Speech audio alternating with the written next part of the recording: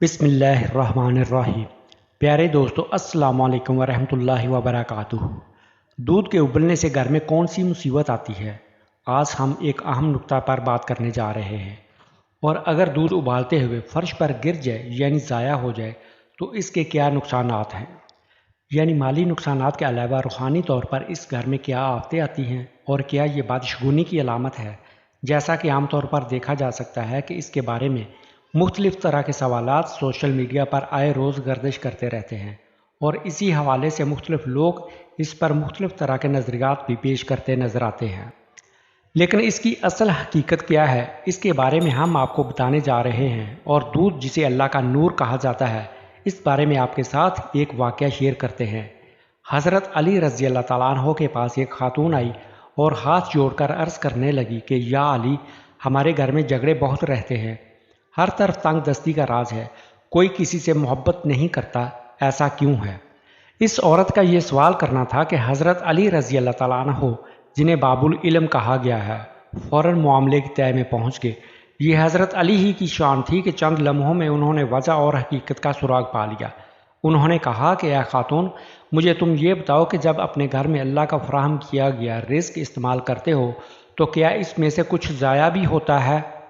اس عورت نے جواب دیا کہ یا علی، جب میں اپنے گھر میں دودھ ابالتی ہوں تو وہ تھوڑا ابل کر زمین پر گر جاتا ہے۔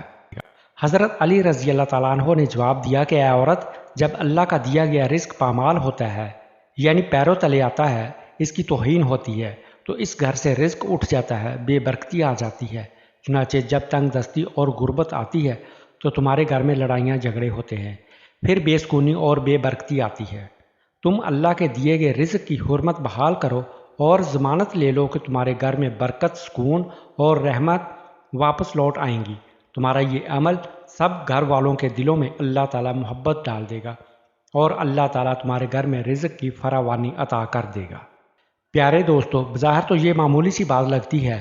ہم اکثر اپنے گھروں میں دیکھتے ہیں کہ مائیں بہنیں چولہے پر دودھ ابالنے کے لیے رکھ دیتی ہیں اور پھر وہ دودھ چولہے کی تیز آگ پر ابلتا رہتا ہے، اور وہ اپنی بے خیالی، بے دھیانی میں اس کو بھول جاتی ہیں اور اللہ کا نور، اللہ کا دیا گیا رزق ضائع ہوتا رہتا ہے۔